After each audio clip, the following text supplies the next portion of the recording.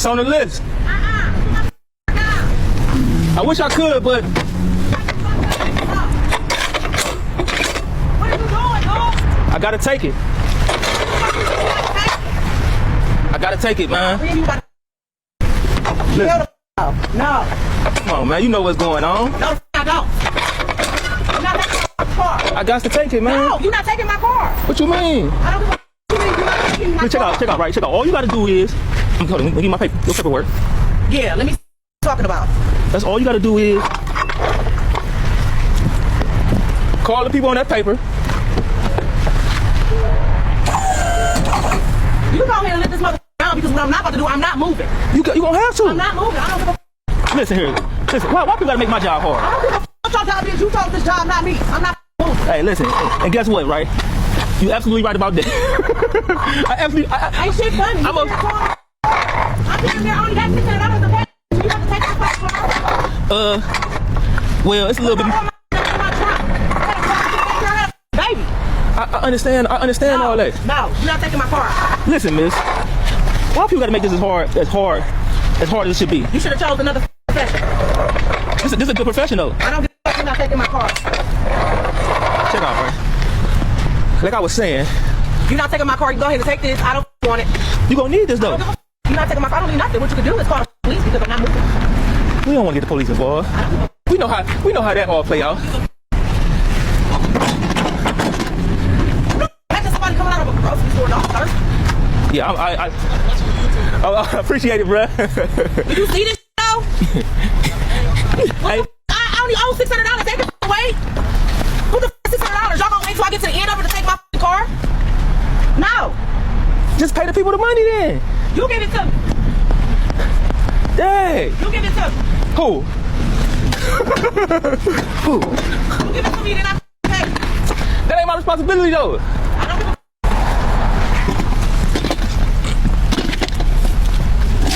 No, you're not taking my car. You gonna have to get out. Excuse me, miss lady. Miss lady.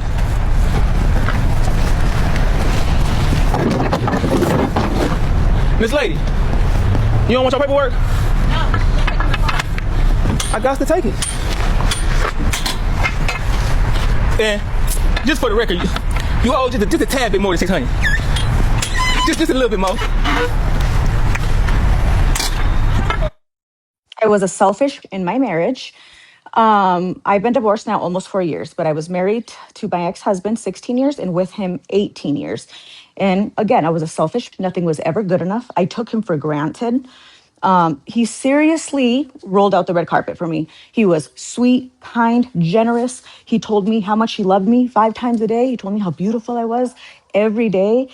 If he'd wake me up in the morning, because he knows I love massages, wake me up rubbing my shoulders. He'd rub my feet every evening while we were watching TV.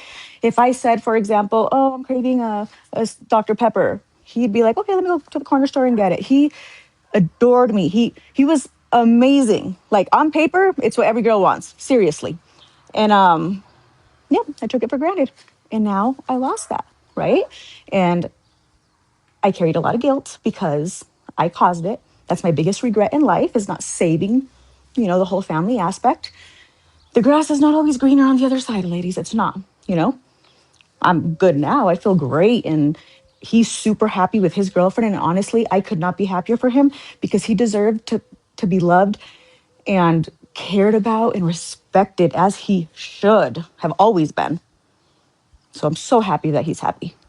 Anyways, what I'm saying, ladies, the grass is not greener on the other side. If you have a good guy, take care of him. Take care of him.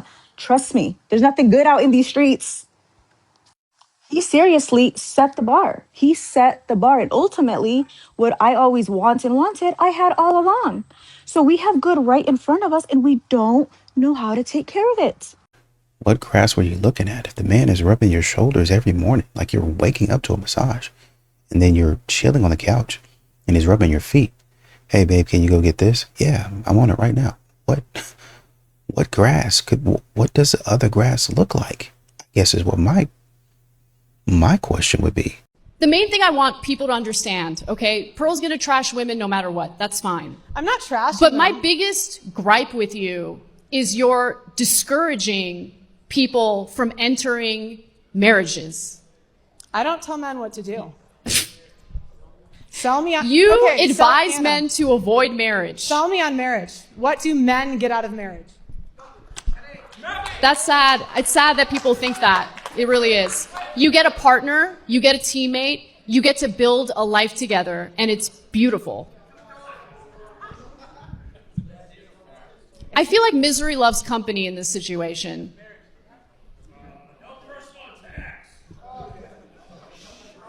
And how would you know what you get out of marriage if you haven't experienced marriage in the first place? I'm not saying that as a personal attack. I really hope that Pearl meets the love of her life and gets married. It's not about that. But you trash it without really understanding what the benefits are. Why do we have phrases like it's cheaper to keep her? Pearl.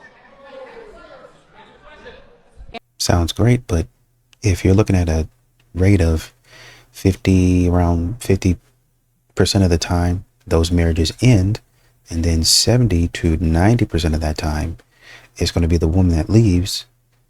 How are you going to sell men on marriage? Is I think what she's asking. But there is an anger toward women when they don't give attention, experience, love, admiration, a conversation to an absolute stranger. And there can be deadly consequences for it. And that's not her fault, but this is what happens. That kid that shot up the University of Santa Barbara a couple years ago, I know, it is hard to keep them straight, America, but this one was different. It is happening because a lot, this kid right? wrote a whole manifesto about how women don't pay attention to him and don't sleep with him, and this is what they deserve. That guy that shot up that Asian strip mall in Atlanta, he had a whole interview about how women don't sleep with him, and he's alone, and this is what they deserve. Gentlemen, if you are not having, and we're not talking a dry spell, we're not talking you're a little shy. We are talking if you don't have, and the narrative of your life is that you are not having because women are, you're a nice guy and you deserve better. That is nature's way of saying you should not be having, for you failed to adapt and evolve, and there should be no more of your kind. If you can still support this man and think he does not have negative viewpoints about women by the end of this video, then I don't know what to tell you, quite honestly, because this is from Dr. K's own channel. He picked this video to react to. That's Iliza Shlesinger, and it's her comedy special, and it was one of the most poignant things I've seen her do. And when I saw that he was reacting to it, I took a sigh of relief, because prior to this, in the hours of videos I've watched with this man, he almost never, if ever, acknowledges the deep hatred that incels have for women. How that hatred leads to violence. But here, Iliza points it out. She talks specifically about the manifestos of these violent men. How not having access to women is the reason they say they did what they did. How entitled they are. And how this is a serious threat for women. If we don't give men attention, we can end up... How do you think he addresses this point? This hatred of women? He doesn't. He doesn't mention it one time. He says the reason he wanted to talk about this video is because of the loud cheer that Iliza gets. And that's the problem he has with the video. That's the problem you have with the video? And the entire video is about how incels are getting left behind and why we shouldn't do that. He starts the video by telling his viewers not to hate on Iliza, that she probably has a more nuanced take, but that she was probably just being, a little bit extra for the special. As if Iliza is the villain. You can check out that comment section if you want to see the type of men that listen to this guy. One of the comments was a guy saying, oh yeah, these women like natural selection. Well, what do they call miscarriages then? Do they like it then? Yeah. So he doesn't address any of the violence against women, doesn't want to talk about it. He uses it as an example, like all that was said in that bit, as an example of how incels are mistreated.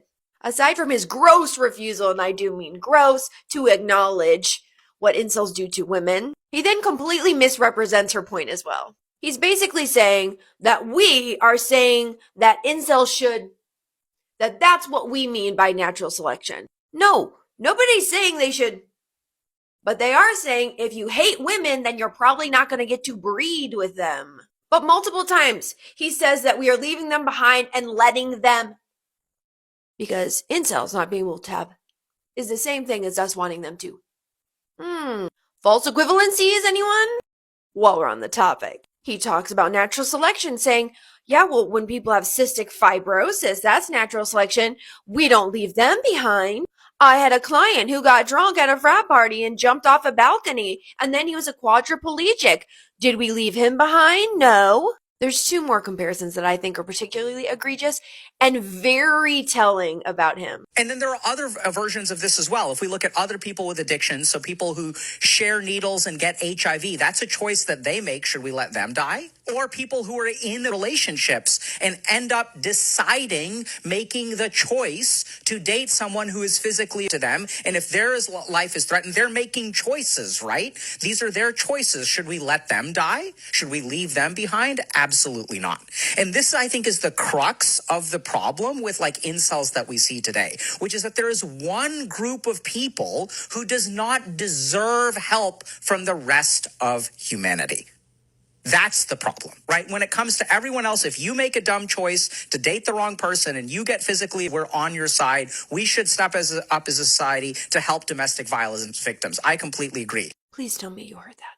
At the end there, he's talking about domestic violence victims. And while, of course, it can be any gender, we know predominantly it is at the hands of men that people are being. He says incels make a choice to be an incel, but we don't support them when people who are in relationships make the dumb choice to be with I'm sorry, what did you say? I fear your mask may have slipped there, my guy. Do you think victims of are dumb?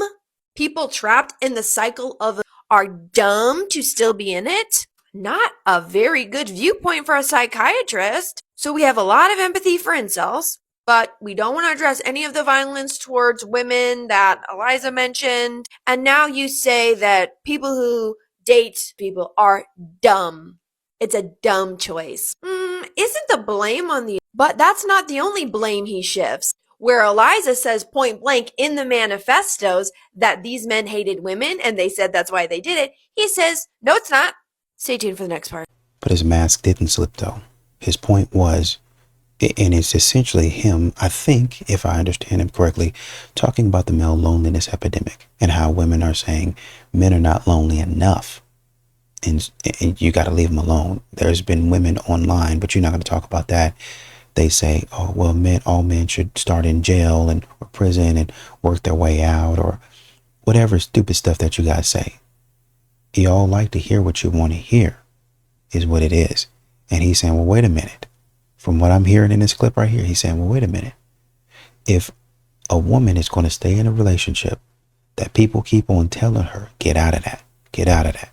Well, no, it's because of the psychology and, your mind and your brain can change and, we got to help and we have to physically pull her out of that. You don't leave her behind, even though people are like, just leave. There's literally nothing making you stay. We make all of these provisions for that person and why they're not at the end of the day making the decision to leave like they should leave. There have been other women that left. How come you haven't left? Well, my brain is this. Well, I can't give you that.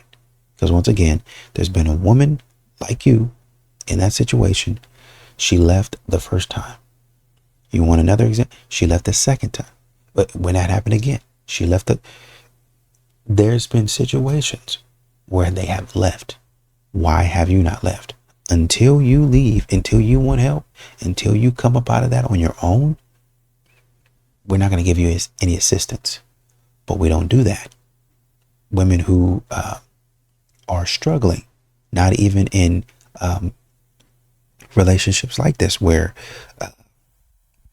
domestic or DV is an issue, you still put them in a shelter. They still get to help. They make silly decisions and then they end up in a shelter, not having to do with a man or anything, having to do with themselves. But we still help them out. We still give them assistance and we give them the choice. Okay, if you go here, we can help you get back on your feet. And they still decide not to make that decision. Or some do and they say, man, I was struggling. I was doing X, Y, and Z. But I decided when I found the shelter, I would do X, Y, and Z, and I would, get back on my feet. What he's essentially saying is, why can we not do that for people that we call incels? Instead of just saying, oh, well, we're going to throw them away. They're not lonely enough. It sounds like when you're talking about miscarriages or something like that, with this logic that we've been following, when they say natural selection, it was like, well, that just happened. Why would we give you, if you're saying that these incel guys, if that's the argument, if you're saying that these incel guys should be left behind, they're the worst of the worst, they just don't breed with anybody, and your child passes away, then maybe there's something wrong with your genes. Because if natural selection is saying I only take the best of the best, and your baby's taken, then apparently, as harsh as it sounds, that's not the best of the best. You know what I mean? So you're trying to, basically what modern women do is they talk reckless. And they say, well, he did this and he did that and he did this, he did that. So he don't deserve X, Y, and Z. But when he comes back and says, well, hold on. If we're in the business of reforming people, if our whole thing is reformation, then how come we can't do the same thing for incels? So I went back and listened to it just to make sure that I understood the argument. Yes, that's what you're saying. Y'all talk reckless. She got up there and she was talking reckless. And when the men came back, because men can do that, a lot of times men let y'all slide. Y'all talk reckless, a man lets you slide. But then when he says, okay, if that's the case, well, then what is miscarriage? Is that nature's way of saying you shouldn't breed and you don't belong here and there's no more of your kind here? You see how silly, you see how crazy it can get really quickly? Be careful. Modern women do this outside of this arena. You see how crazy it can get really quickly? Or when somebody from your family has something bad happen to them, one of your girlfriends, they have something bad from them. Is that nature's way? Is that natural selection at play? You see how quickly this can get out of hand? Instead of him saying, well, hold on. For these women who are in these relationships and they say, well, I'm going to keep on staying. We need smarter people. DV, if you're going to stay in a situation and see, I think, I'm not big on natural selection. I'm not big on Darwinism. But if you're saying, according to that, the people who adapt fast are the ones that are most successful, and you stay in a relationship with DV, your mind, well, my brain is this, my brain is that, I need help. No, your mind is not good for the world. We got to get you out of here. That is nature's way of saying you need to go ahead and scoop. You don't learn fast enough. If you stand in a situation that is bad for you, just like an animal is, if you don't adapt, if you don't build like one of these animals out here, or you haven't developed over millions of years a defense mechanism good enough to survive, you're out of here. But she can say that, she can twist her neck and turn her head and do all that other stuff and wear whatever she got on, and none of y'all bat an eye. But when he says, now hold on, what about these situations? And when you put it in that context, it doesn't sound so stupid now, does it? It doesn't sound so crazy and unhinged on the man's part, does it? Y'all get out here talking reckless and you get checked. And then oh, wow, you said, oh, be quiet. Be quiet. I've never once met a good man. My entire life, going on almost 32 years, okay? I've never met one genuinely good man. Every single man I have encountered has done something absolutely horrific and minimized it. Every single man that I've encountered is a liar, is a perv, and does not see women as humans. Every single man that I've ever encountered is so far up the patriarchy's booty butt. They genuinely think that it's okay for them to not grow past the mental age of 12. They genuinely think that having a job is all that they need to do. I have never met a good man. Not my father, I don't consider him a good man. My brothers, really not good men. My ex, baby daddy, not a good man. His dad, horrible man. His two brothers, one of them is halfway decent, but still don't consider him good. His sister's husband, really all of my male family members, horrible people. All of my past male colleagues, all of my male instructors, professors, all of them are horrible. Horrible. There is no such thing as a good man. And if you think you're a good man, please explain why. Man alive. Okay, damaged.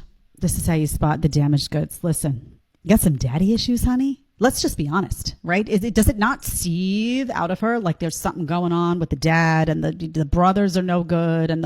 So guys, if she's got the weird, like every guy in her life has been terrible, honey, is the problem you?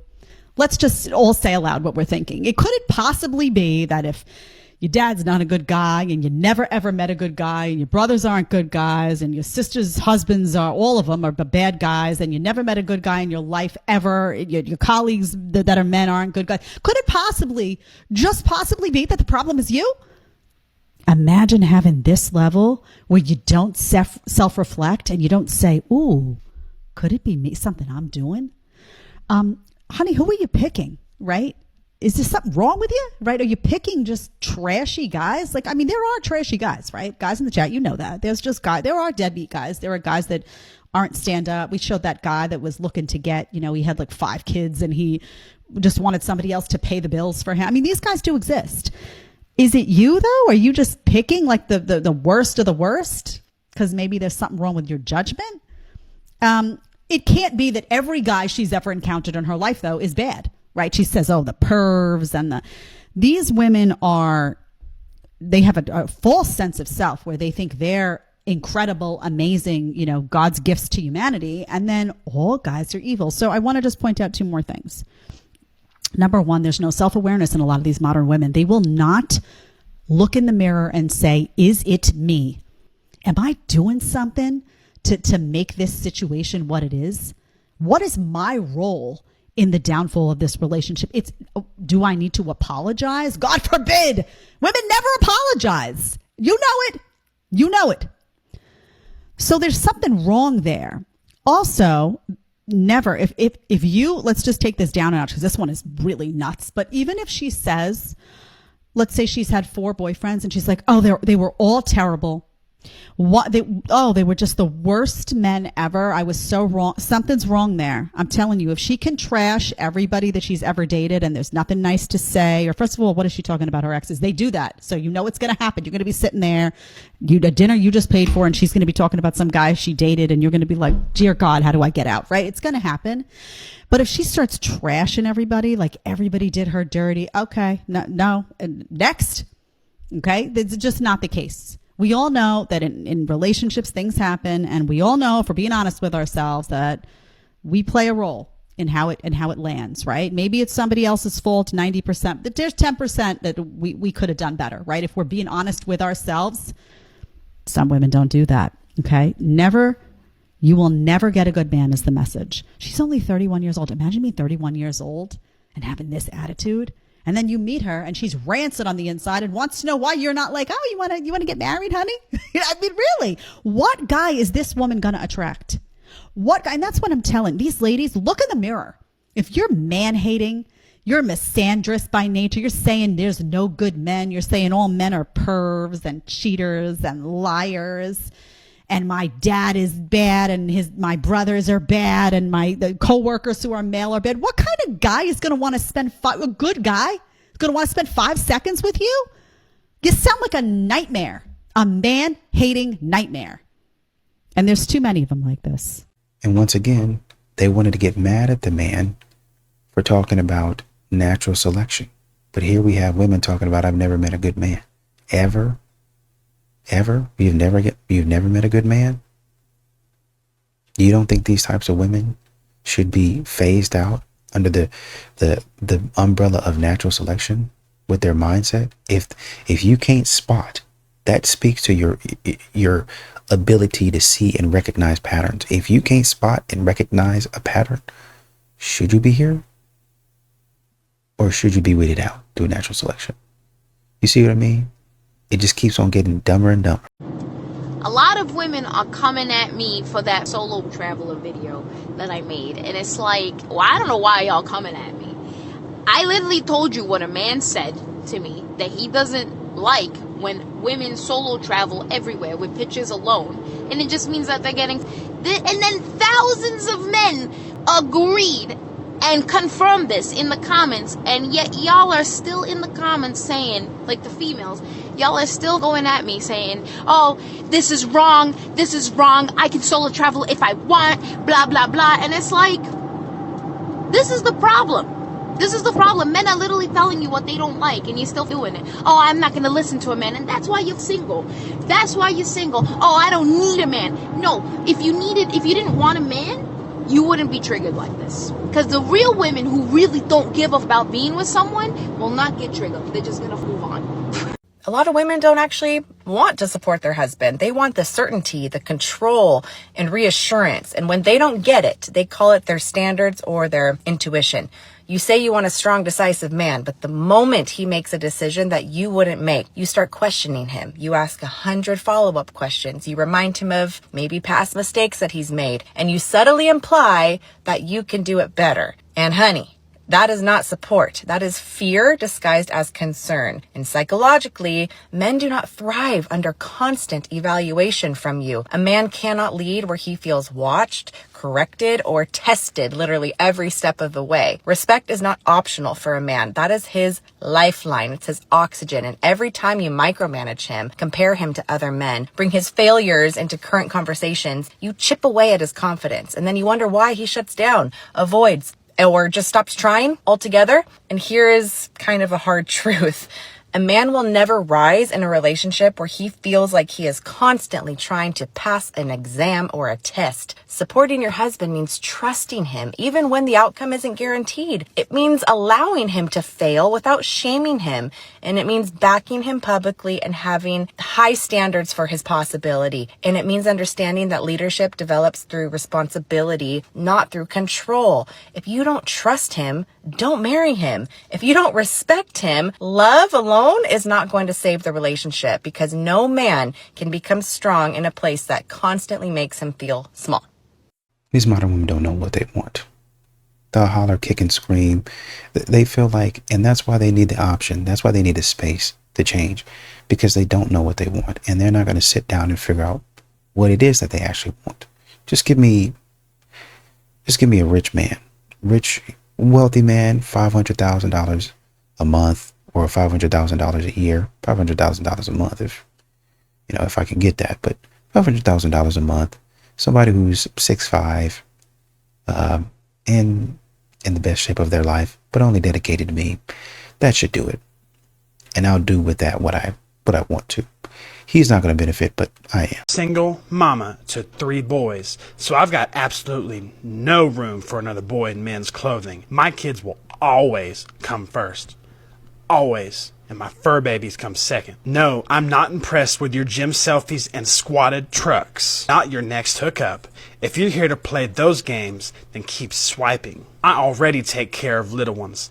All by myself. I'm not looking to raise another. No BS, no games. Queen raising kings. And if you can't respect that, then it's your loss. Because I don't need no man, and I know my worth. If you want your man to give you more gifts, be a woman that is fun to give gifts to. Like, if he gets you flowers, be so excited about those flowers. Make him feel so good about giving you gifts. It's like if you hang out with a friend who, like, you know you want to watch that movie with them because their reaction to that movie is going to be hilarious and they're going to be so into it and whatever. Like, you love seeing their reaction. Do the same thing when it comes to men. If he gives you something small, get really excited about it. Tell him how much it means to you. Like, freak out about it.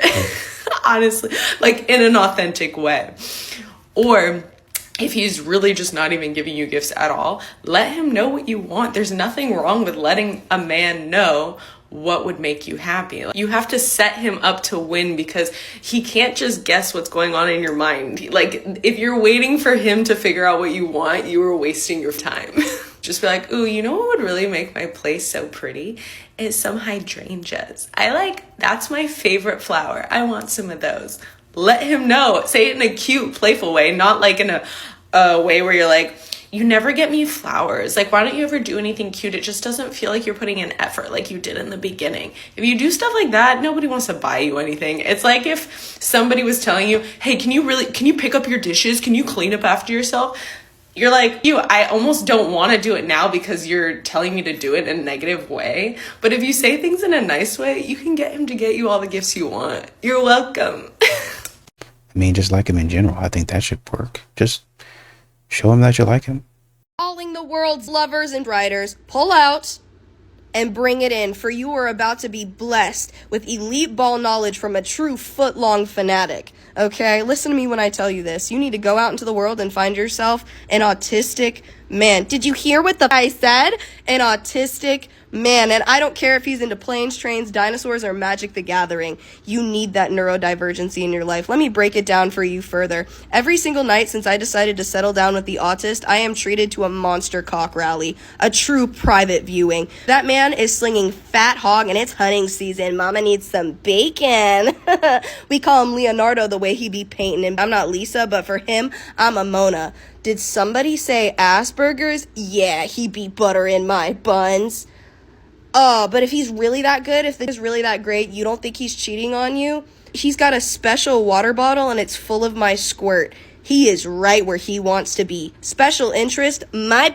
Well, I guess if that's how you feel about it. But, you know, I would have thought that they had a diary.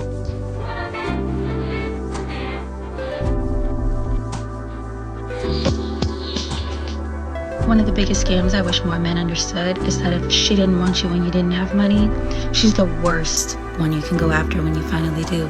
Maybe you can afford her, but that just literally means you can afford for someone to try to come and take the only thing about you that they want, your cash. So why keep chasing these baddies? It's 2026.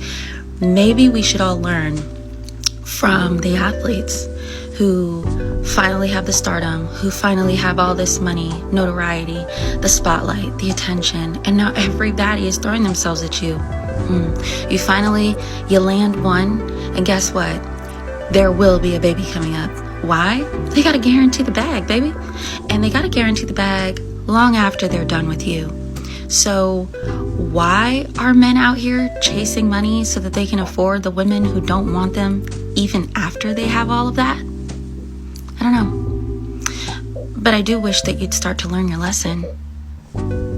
Somebody in the comments said, what you don't realize is that you're the definition of a true baddie. Facts. These modern women, they get on here and they say a lot of foolishness. And they think because they look good, they can just talk crazy. No, you're not. Well, I mean, you're a baddie, but in the wrong. You're a baddie, but in the wrong sense. You're a baddie and like you're an idiot. Y'all, I'm gonna bring some light to these dating vlogs, okay? To me, this type of content is on the same level as the divorce diaries. And I say that because the videos that I have seen, I don't think that you women truly want to actually find a good man. You see an opportunity. You see an opportunity for validation and attention. And I'm gonna give you an example. I seen this beautiful woman talk about getting back into the dating scene. She goes on a date with this man. It doesn't sound like it went bad. She said that she would see him again. She did mention that he did not bring her flowers, okay? So the next day, he asks her if she wanted to go to church. She says no. She instead goes to lunch and have drinks with her girlfriend and then goes and watches football. So this particular woman is just one of many examples that I could give. You potentially had a good man in front of you. You had the opportunity to test the fruits and you chose to go have drinks with your girlfriend and watch football. But please get on the internet and explain how you can't find a good man and how you just want to find a good man so bad. Fellas, before you go asking a woman out on a date, go scour her social media if she has it. See what you're getting into. See what type of substance is there or lack thereof. Because some of you women are out here dating for attention, not intention. And trust me, it shows. Y'all have a good day. And you know, you were talking about an opportunity for attention and validation. Modern women will downplay it as if, no, that's not what I want. I'm just sharing my story. Sharing your story so you can get attention and validation. My mom had an affair with my brother's wife. The mama slept with her son's wife. Right. What? Oh my gosh. Trifling. My brother and his wife got together when they were 25. They got engaged 5 months after they met. My mom is 40. So just so you know, this is the brother's sister who's writing in. Okay. Right. During their relationship, my mom eventually started getting too comfortable with my sister-in-law. For example, we would be watching a movie and they would be sitting together, and then that would turn into them leaning on each other, and then that turned into full-on cuddling. Wow. Another example is that they would FaceTime each other 24/7. And I'm talking about walking around all day on FaceTime to falling asleep with each other on FaceTime. So eventually my sister would call my mom out on it, and then my mom would get extremely angry and just say that they're super close. But then my mom promised that she would stop calling and talking to her as much, but she never did. She just tried to hide it a little better. So now she would FaceTime her with her AirPods in her ear and the phone in her pocket, just listening to each other's background noises. And when they had something to say to each other, they would text it. It's a whole scheme. Yeah, that sounds crazy. One day, I had gotten home from work early, and my mother and sister-in-law were sitting on the couch together. Which was sister-in-law there for without her husband. We know why, because, you know. Right. They messing around. My sister had just gotten home 10 minutes before me, and my sister-in-law and my mom were together all day. Just the two of them. I took a seat next to my sister on the couch, and she texted me and said, go to mom's room and look at what's on the bed. Oh my goodness. What's on the bed? So I got up really quickly and secretly went and took a peek in my mom's room. I didn't see anything at first, so I went in deeper, and lo and behold, there was a particular strap on the bed. Y'all know. You know. Oh my gosh. You gotta keep it PG-13. Yeah. What? On the bed. On the bed. Oh God. Me and my sister were in complete shock. I would be mortified. Yeah. Obviously, we knew it had just been used on my sister-in-law at some point while they were alone together all day. Now they cuddled up on the couch. Right. Trifling. This mama is something else. Crazy. Me and my sister went back and forth for a while on what we should do, but ultimately we decided to tell our brother. I think that's fair. Yes, it is. After we talked to our brother, he immediately told us that he was seeing the red flags too. He called his wife and told her that he knows what she did and he wants a divorce immediately. And then she called my mom, screaming and crying. My mom ran out of the house to her car and left. Bet you did. I have no idea what happened after that. All I know is my mom came home a couple hours later and was just acting like nothing happened. Then my sister ended up telling her friend that our brother and wife were getting a divorce. And then her friend said, oh, great. Now I can ask you, why do you have inappropriate videos of your sister-in-law on your laptop? It turns out my sister was needing help with one of her homework assignments, so her friend came over and I guess they was on the computer. When he had opened the notes app section on her computer, he saw one of the videos and it was of my sister-in-law. He just closed the computer and acted like he didn't see anything, like nothing had happened. Turns out my sister was actually logged into my mom's Apple ID because she was using my mom's old laptop that she had given her. So this is really the mama's messages and the mama's videos. Y'all know how these Mac products work. Yep. My sister went through everything and screenshotted it all to my brother. Jeez. Dozens of videos, nasty pictures and messages with the mom and the sister-in-law. Ooh. Some of the messages said, I wish I met you first. I love you more than James. Now, why your husband and my husband got to have the same name? Right. Why I gotta be in it? She told her mama, I love you more than James. That's crazy. Well, your brother got all these screenshots. I mean, yeah. My brother sent all the evidence to his lawyer and he showed his wife and my mom.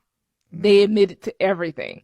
What else you gonna do? After my brother confronted them, he moved out of the marital home. I don't know where my brother went, but he probably just slept in his car for a couple of days.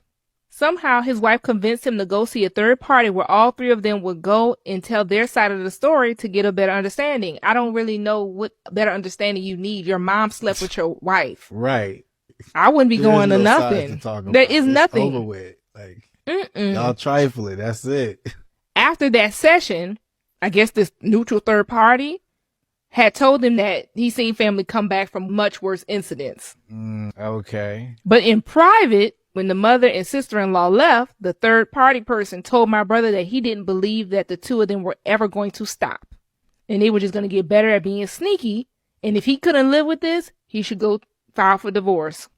Yeah. Then I guess they gaslighted my brother enough into believing that it was over. What? My brother told me if God forgive everyone, no matter what they've done, he can forgive them. That's deep. So to bring us to present day, my brother moved back in with his wife. My sister-in-law is still screwing around with my mom. My brother has gone back to normal, but me and my sister are not going to forgive any of them. Then I noticed that my sister-in-law and my mom are back at it. We all went to a wedding together in Florida a month ago. We all took the same flight, shared the same rental car, and everybody was back to their normal shenanigans. My mom was back FaceTiming the sister-in-law again. It's very obvious. She had her AirPods in, doing the same old things. Me and my mom were both standing in the bathroom. When I reached over to grab a towel, she jumped like she didn't want me to see something. Then she grabbed her phone and ran out. So basically, they went back like everything was normal. My mom is definitely still sleeping with her, and my brother is staying alone for this crazy ride. Me and my sister kind of want nothing to do with them. This is a creepy family. Yes, it is.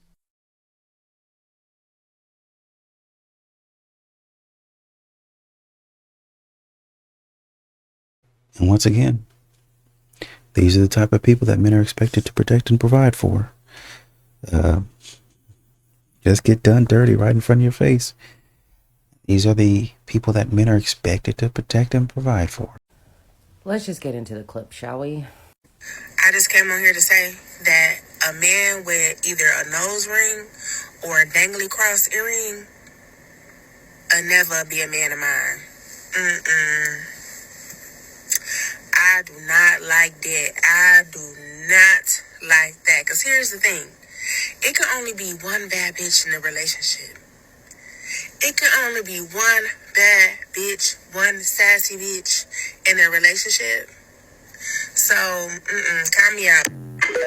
And then someone asked her in the comment section, and this is what she responded to their comment. You're entitled to not like it, but why does his have to be in question behind it? Every day is somebody that get on this app that don't use their listening ears and intentionally misunderstand the message and take what you said out of context. I never said a man with a piercing I feel like is gay or any of that to question his. I said I don't like that. I said it's not for me. I never said nothing about a man in this video. I said my preference. That's like if I got on here and said I only like dark-skinned men. That's my preference. I'm not questioning a light-skinned man because I only like dark-skinned men. I don't like men with nose rings and dangly hoop earrings. I never said it has anything to do with his reality, man. Let me be very abundantly clear. Nobody is mad at people having preferences, okay? I mean, some people are mad when you aren't in their preference, but that's a whole nother video. You are allowed to like what you like, okay? But people were not reacting to your preference. It was the reasoning. You're talking about people who don't have listening ears. Well, did you understand what came out your mouth? When you say all that and you say that in a way where it's like there can only be one bad in the relationship, you're not talking about attraction no more. You do realize that, right? You're talking about it as if that becomes about competition. And a lot of you want to always compete with the man. You have a short ass haircut. What if men were like, well, I don't date women who don't have hair, who don't have long hair, and that's their preference. And it says that it makes women look like they're more manly or butch or dyke or whatever the case may be. Are you implying that I'm gay because I have a short haircut? I don't know. Am I? You might not have directly said something about a man's right, but when you frame a man's expression around your femininity, that's when people start questioning. And that's why people are hurt, because now it has nothing to do with you don't like that. You're basically saying that a man needs to stay in a certain narrow box in order for him to feel masculine to you. That is not a misunderstanding. I hate to break it to you. That's an interpretation. Preferences don't exist in a vacuum, okay? and the way you explained them revealed your beliefs. And then you try to compare it to skin tone. Skin tone is not expression. Expression is. And expression is where ideas of masculinity and femininity start to show up, right? A secure woman doesn't feel threatened by a man's style. And a masculine man isn't undone by jewelry. And y'all whole, who's going to be the boys? Who's going to be the girls? Half you are never women. Y'all are just catty ass girls with the mindset of a 12-year-old who are bird brain that are bobbleheads listening to every other woman, whether it's on social media or bitter ass women around in your circle. And this idea that there can only be one bad, that's not confidence, that's scarcity. And I want to be very abundant and clear. You don't have to date anyone you don't want. We all know that, right? But when you turn your preferences into how men should be, that's when people start questioning. And people aren't misunderstanding you. They're reading you. Once again, these modern women talk reckless. And then when somebody gets in the comments and calls them out, sets them straight, then all of a sudden you're sassy too. All of a sudden you're the problem too. Hey, if y'all don't want people speaking on y'all, how about y'all stop speaking on other people? Seems like it's simple, but you guys don't really seem to get that.